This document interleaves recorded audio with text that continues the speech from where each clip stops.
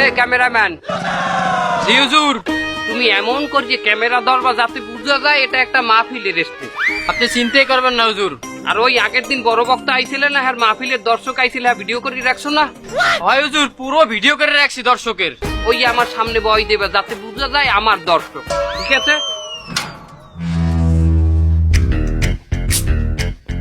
আসসালামু আলাইকুম।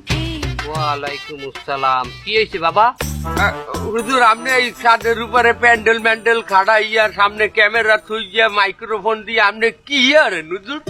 আমি এই শুক্রবারের জুম্মাবাদ বয়ানটা এখন রেকর্ড করব। কি বলে শুক্রবারের জুম্মার বয়ান আপনি আইজ রেকর্ড করেন? আইজ দি বৃহস্পতিবার বাবা। ও বাবা, বৃহস্পতিবার আগে যদি এডিট না করিয়ে, আগে যদি রেকর্ড না করিয়ে রাখি, তাহলে জুম্মাবাদে বয়ানটা আমি ছাড়বো কেমন? এটা আমার ইউটিউবে আপলোড দিতে হবে না? মানে আপনি কি হুজুর ইউটিউব চ্যানেলে কন্টেন্ট বানাইতে আছেন? আমনে কোন হান্তর আমরা দুনিয়াবি কন্টেন্ট বানাই না, আমরা দিনই আলোচনা করি, এইটাকে মানুষের সামনে প্রেজেন্ট করি। বাবা আমি তো আইলাম একটা মশলা জানার জন্যে। ওই মশলা টসলা পরে হইবে, আমি আগে ভিডিও করি, এরপরে মশলা আমি দেব না। এক কামরা নেই, আমনে আমার পাশে বন, এখানে বসেন। মনে করেন আমনে আমার মাহফিলের আইড একজন প্রধান অতিথি, মনে করেন এই মাহফিলের সভাপতি। আমি বয়ান করব, আমনে চুপ করিয়ে শুনবেন। ও পর্দার আড়ালের মা বোনেরা, আমনে গজিনে আমার জীবনে কত ঝড় বইয়া গেছে।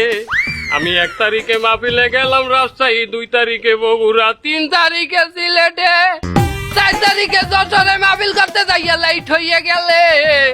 বাড়ি যাইতে যাইতে রাত 3টা বাজে গেছে। বাড়ির দরজায় যে টোক্কা দিমু এই কালে মনে পড়িয়া গেছে আমার বউ রাইত জন্মদিন হারে ঘুরাইতে নেওয়ার কথা মেলায়, হারে খাওয়ার কথা ফুচকা আর সুমনের চিকেনে ফেরাইয়া তো হয় নাই। আরে কত সুন্দর, চোখ দিয়ে পানি পড়ে। সাহস করিয়া যাই দরজায় টোকা মারলাম, রাসেল ভাইপারের মতো ফস করিয়া দরজাটা খুললে গেল।